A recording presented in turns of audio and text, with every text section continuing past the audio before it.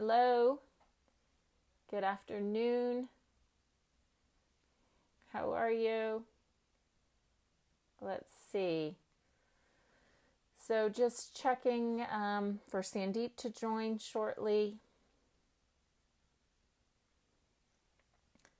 Hi, Michelle. Great to see you. Thanks for always hopping on.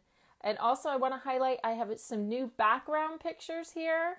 I thought that I would hang up some of the photos. They're actually holographs that Ian Barry sent. So he's really done such a wonderful job with the clap out, and so it's really nice to have them in my office now and think of what he's been working on. So I'm just not sure how they show up on camera yet, but we'll see. So just waiting now for Sandeep to join. And here we go. Hi, Sandeep. How are you? Hi, Tricia. Hi, there we go. How are you? How are you? Great to Yeah, I'm see fine. How are you. you? Good, good. The sounds is fine. How is the connection for you? Yeah, it was good. I mean, we were trying to connect on the other place, but I think there was some issue, but now it's perfectly okay. So nice to Great. see you after. I've been only watching you virtually on so many webinars, but talking again after probably maybe 2 months. I know. I was looking back, so I think it was March 30th when you and I last spoke, and you actually started a lot of the conversations. Well, I think it was around March 27th when you started some of the conversations with the denim industry. I think it was maybe around that day, 25th or 27th, something like that. So, I mean, it's been a long journey, and I mean, for me as well as for you, because you're still going full steam ahead. I have kind of taken a break. Oh, I didn't think you took a break. But yes, it is. It's interesting. And when I was looking at your feed last night of all the interviews you've had, I mean, it is amazing that we both have been able to reach out to many people in the denim community. And I don't know, I saw that it's people wanted to have this chance to talk. And when you look back initially, there was really a lot of fear of what was going to be happening. And now I think you see a different stage, and but still the need for people to talk and stay connected. What were you thinking when you first started the conversations? If we go back to that time, let's say I would still go back to February. If you remember, we had a show in Japan in March first week, Yeah. and in February first week we took a decision to postpone it because we felt the situation is not looking very good. So we already had the feelers coming in for the situation, kind of getting from bad to worse, and as you know, when this uncertainty comes and you are in kind of a fearful situation, then you try to speak to a lot of people, your friends specifically. So I also spoke to a lot of friends, and then it was something I found that when you speak to friends, you feel that you get some inputs, you get some different perspectives. So I thought, why not let's make it a public kind of thing, private talk public. So it's basically I think converting private talk into public talk. Uh, I spoke first of the first people really I spoke to were all good friends. Stefano was the first person I spoke to. Then Lucia was there. Then I think third or fourth, you were the third one probably I spoke to.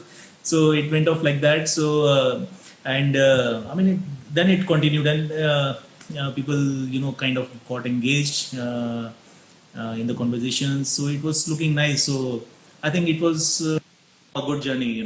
Even I think you must have had that same experience probably.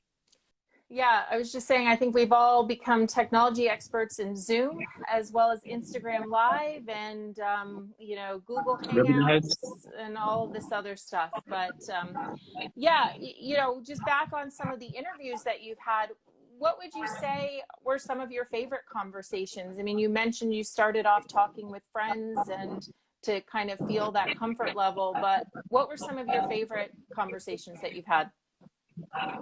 I think the best one was with you, Tricia. Oh, don't say that, Sandeep. No, no, no. Thank you. So, okay. So apart from that, I would say, uh, of course, everybody gave very different perspectives and very important insights and their side of the story, because I spoke to so many people from different regions, from Asia, from Europe, some South America, and all of the places. So everybody had different kind of perspectives. But I would say, when I spoke to Adriano, because how much respect Adriano commands in this industry. He's the godfather, and there's a lot of weightage in what he says. People listen to him, and we all respect what he says. So when I spoke to him, and that was also very quite early in the talks when I was doing. So he said a couple of things which kind of. Uh, Took time to sink in, because at the time also we were all aware that the business is going to take a hit, and it's going to go down, the retailers are closing down. So when he said that over 50% of the retailers in supply chain might disappear, or might the business might go down 50%, so that was quite a quite a shock for me, in the sense where it was coming from such an authority. And it took time to sink in, and I really at that time point of time I felt that really things are really bad, and when people with that kind of vision, they can see that, and it's probably situation is really really getting bad. Yeah. So that was, of course, very important conversation, I think. Yeah, I think, and I remember listening to the one with Adriano, and actually you've had him on twice, because now you've had him on also with the Ace Gold Green. And I saw that House of Gold was on here. So I hope that Adriano's listening. But I think it's also getting the perspective of people who have such a history, and that this was something that no one could predict, no one planned for. And I think that's where having kind of this wisdom that Adriano brings in the changes that he saw, and I think he also brought in a great social perspective. And I think that that was something that we hadn't seen in the past, of just how much people were being impacted and from their health, and then compounding with that the economics of people losing their jobs, and people just, how do we get food on a daily basis? So all of this kind of compounding at once that we saw in March and into April.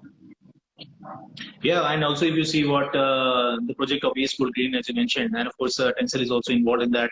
So I mean, I think that's a wonderful project. I mean, if he is, it is so inspiring for me to see someone at this age.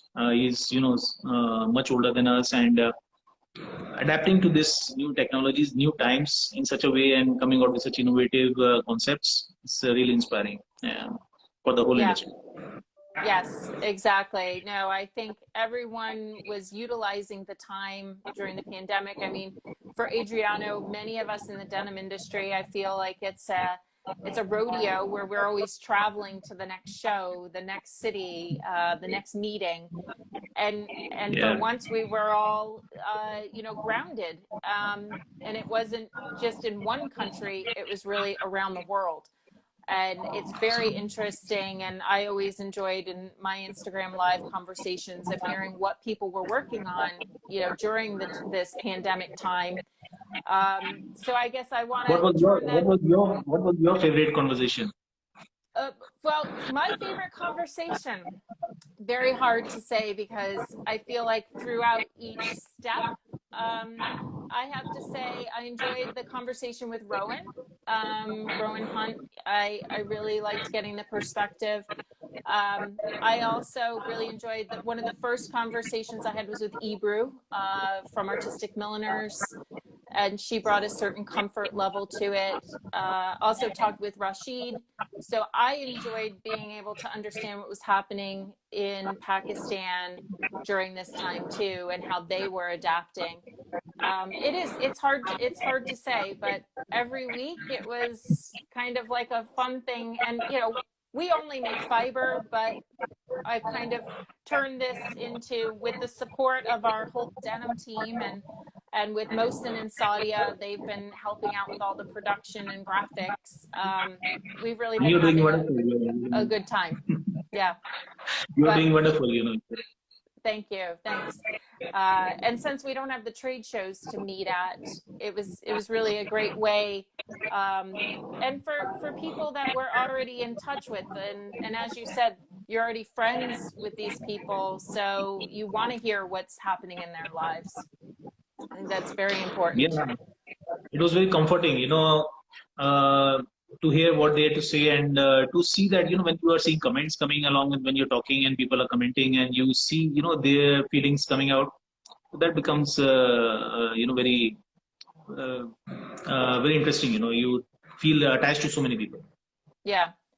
I mean, definitely, I've noticed this shift of within the industry. So, the women actually, the webinar that series that we started, taking the temperature and having the women's groups discuss challenges, that came out of the fact of conversations that were happening offline where women felt like they weren't being heard. And so I think whenever you can take different groups and have those conversations, now as we are kind of reinventing and reforming. So I did enjoy all the women's panels.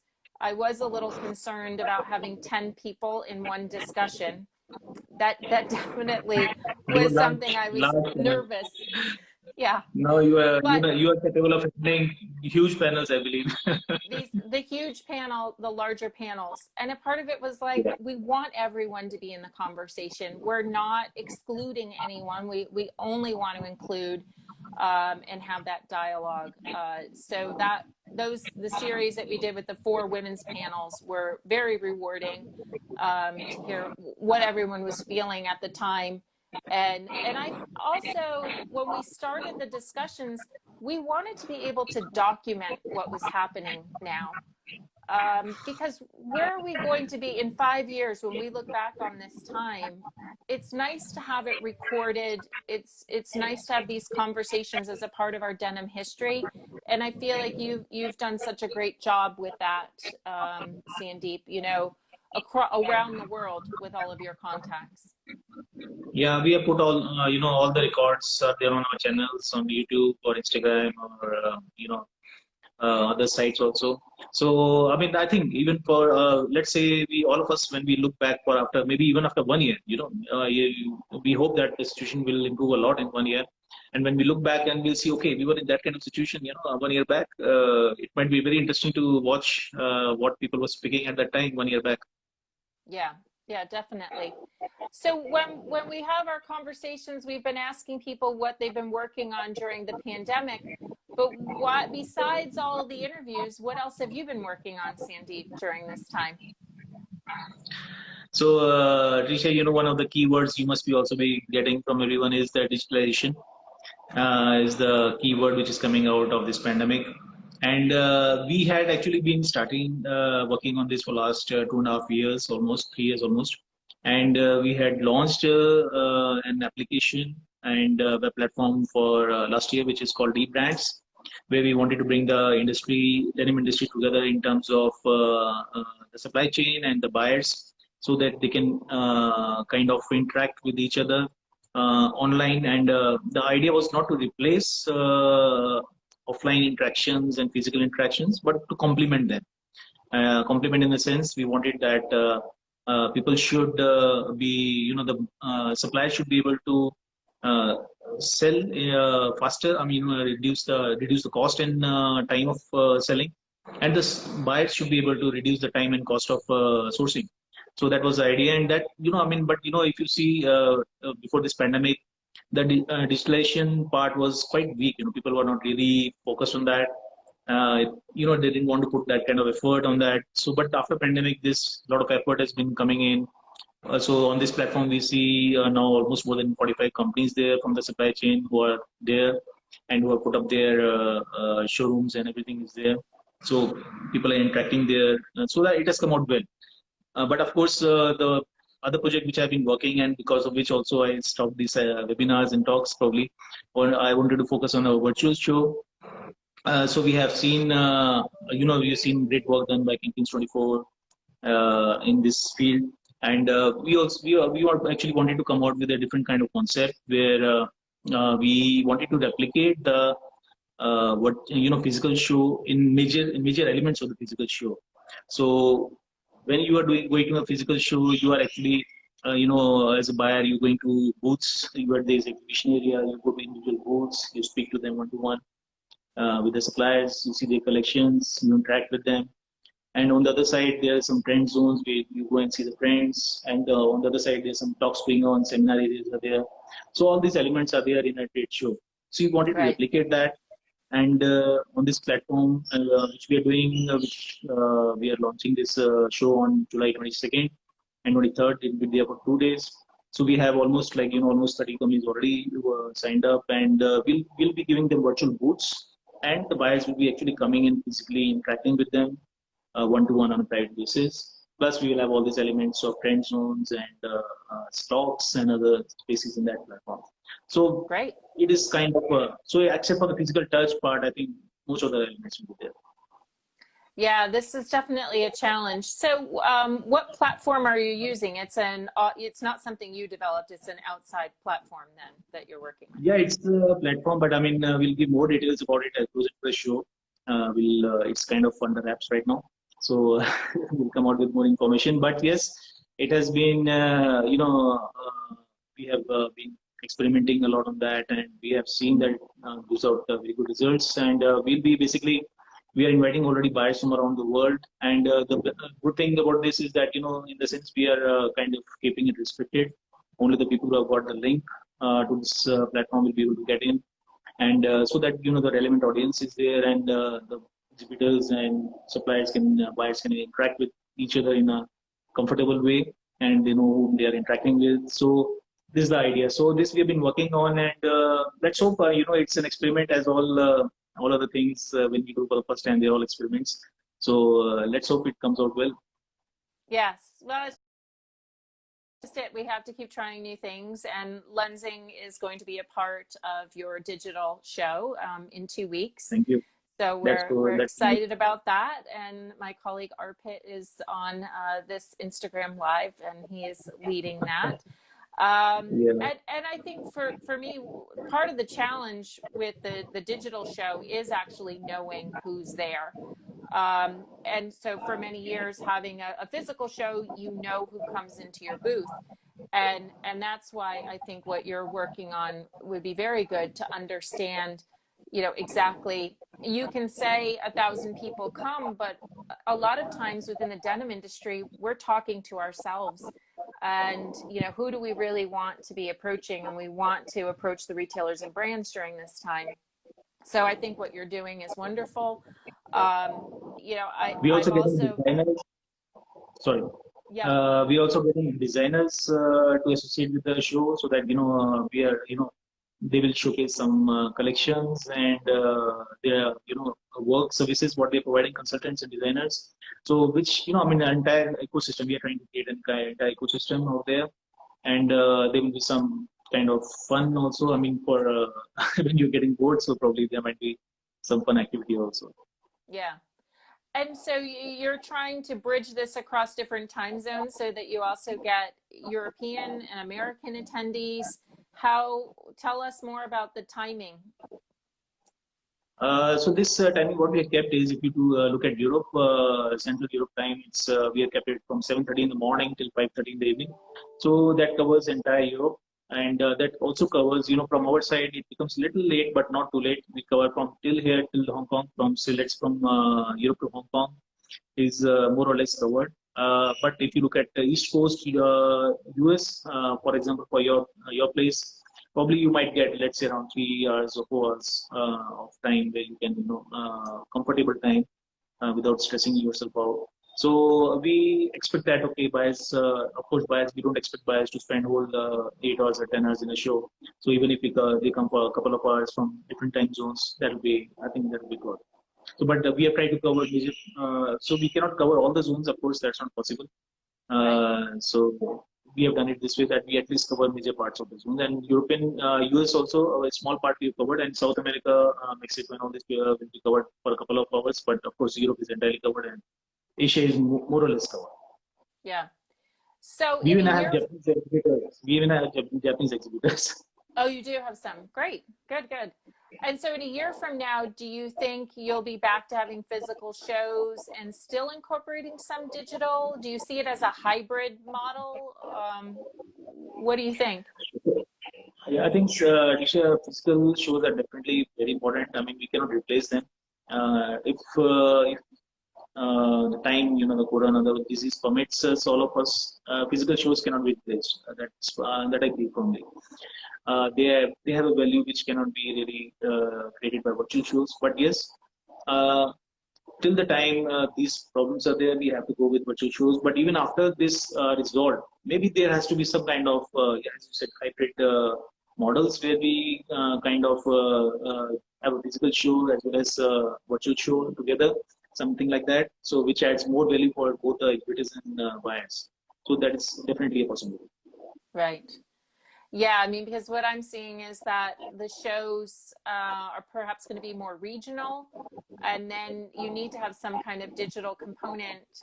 I mean, for me, a part of the issue around traveling is getting quarantined somewhere, or quarantining when I get back. And, it's such a volatile situation here in the United States. And then on top of that, I see that more retailers and brands are having budget cuts related to travel. They're having more reorganizations. So they're too focused internally to be, out at a show. And that's where I think now for the rest of the year, the shows are going to be really difficult to attend in person. So wonderful that you have this digital option for everyone now. I hope it works because it really gives an opportunity for people to interact very closely in a trade show environment, and not being there. I mean, not being, you don't have to do any travel. You are not making any expenses. So I think it's a very good option. Let's see how it works. As I said, it's an experiment, so we are trying to work around and let's see how Yeah, it comes out. yeah. And then what changes do you have, or any content changes are you trying to work on for the website for Denims and Jeans? So, I mean, if you've seen, we have been publishing mainly all the interactions that we had with the industry. That's the major part we've been covering for the last couple of months. And we are trying to, we also have our special report sections where we have which are subscription based, of course, that is there. But apart from that, very investigative kind of reports, which we have been planning, we have not been able to do because we have been having so many focus areas. I think you have been doing some of them, which are good. So we have some plans for our website to develop further, and hopefully by next month you'll see some new developments out there. Great, good. And so And also during this time, what else have you been doing personally? I mean, what do you feel that you might take forward out of this time? I mean, you also haven't been traveling. What do you see in changes for yourself? because of the pandemic. Yes. Okay, I'm doing a little more yoga, I think. That's one of Great. the key things which is coming. So because when you're at home and you're not really going out, and of course gyms are totally out. Even for walks also, normally we try to avoid, till the situation is really much better out here, because you hear so many things about how the disease is spreading, and nobody really knows how it's spreading actually. So it's better to be safe. But yes, when you are at home, you need to develop further in terms of, I think it's a very good time to go inside to meditate, I think, which is also probably what I'm trying to do. This is really an opportunity if we use it, and try to develop our thoughts, our spiritual connect, I would say, with ourselves. So I think that's a very good time for this. And it's not, I mean, if once this disease is over, we're not going to get this time anytime ever. Yeah. It's a No, golden I mean opportunity. that's just It is a golden opportunity. I think we didn't realize it. I was saying the other day to someone, because I have been back in the office, and the first time I went back, it was like, oh, I remember when I left, I thought I'll be back in 2, 3 weeks. And, here we are months later. And but it really is a golden opportunity for us to reflect on our own lives, have more time with family. Yeah. Now I'm kind of expanding my circle a little bit more. And I think I've never spent so much time outside, and I find that to be very refreshing. But I do miss traveling, and I do miss, going places. I'm not going to say that I don't want to go I'm going back. to rush out. I'm going to rush out the day this disease is over. I'm going to rush out You're for a okay. travel. Yeah. Yeah. Definitely. And one thing which I also wanted to mention was, one thing which I really found. In fact, this is also what you must have found during the talks. People were very in a state of uncertainty and fearfulness. And when we spoke to each other, when we spoke to key people in the industry who had very analytical views on the situation, and also give very, and most of the people I spoke to were very positive in terms of impacts. Of course, there were negative impacts, but they also came out with positive directions what we should take. So that was very comforting for the people who were listening. And a lot of people messaged me later on and contacted that, okay, we are finding it really, motivating and supporting. So I think that was the same thing you must have found. I think similar comments you must have got. Yeah, definitely people found, a comfort. I think also understanding what was happening in other countries and other cities.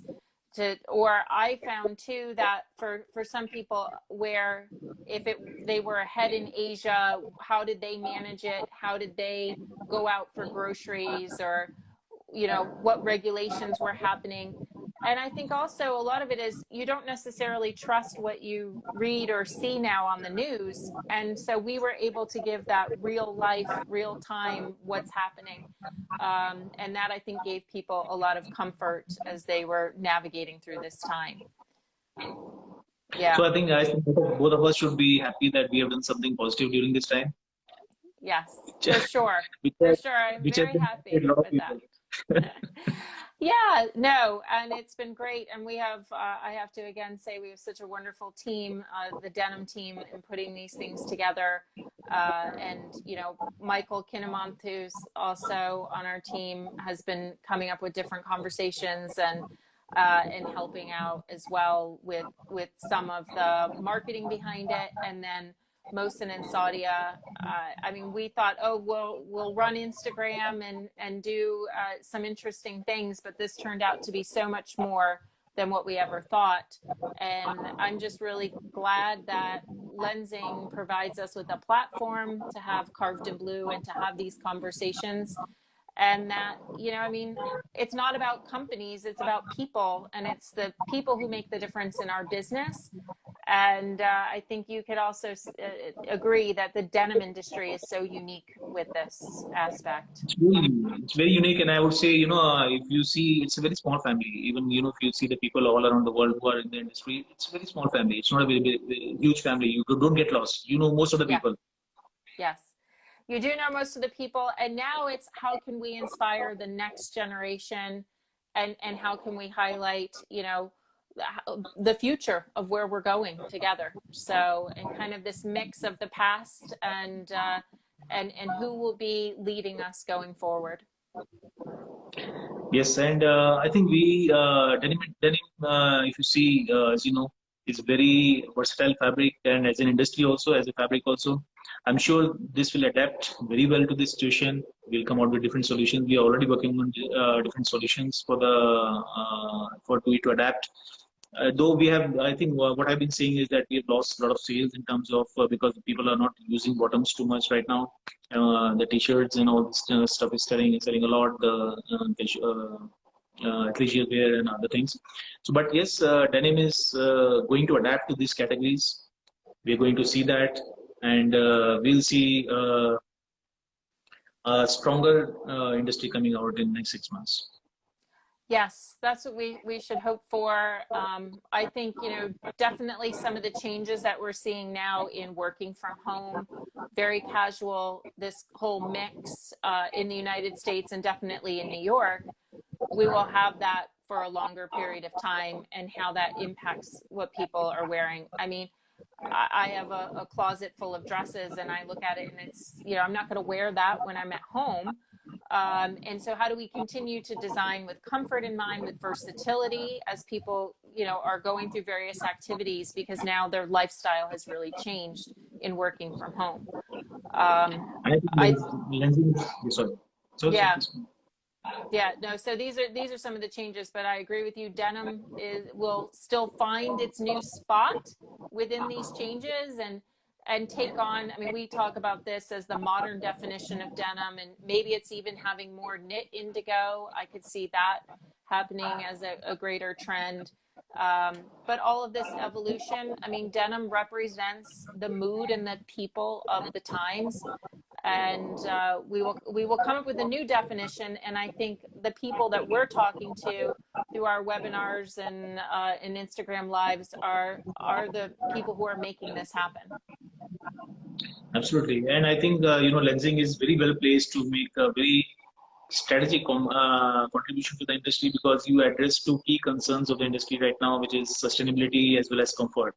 So I think when two strong concerns are being addressed by your products, I think lensing is going to really make a huge impact on the industry in the coming time.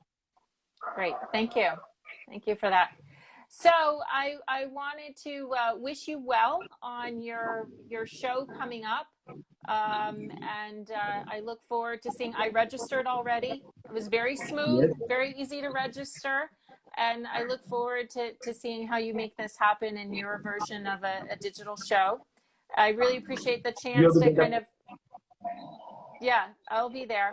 And I appreciate the chance to kind of turn the tables and interview you, because you're such a master at interviewing everyone else. So thank you, Sandeep.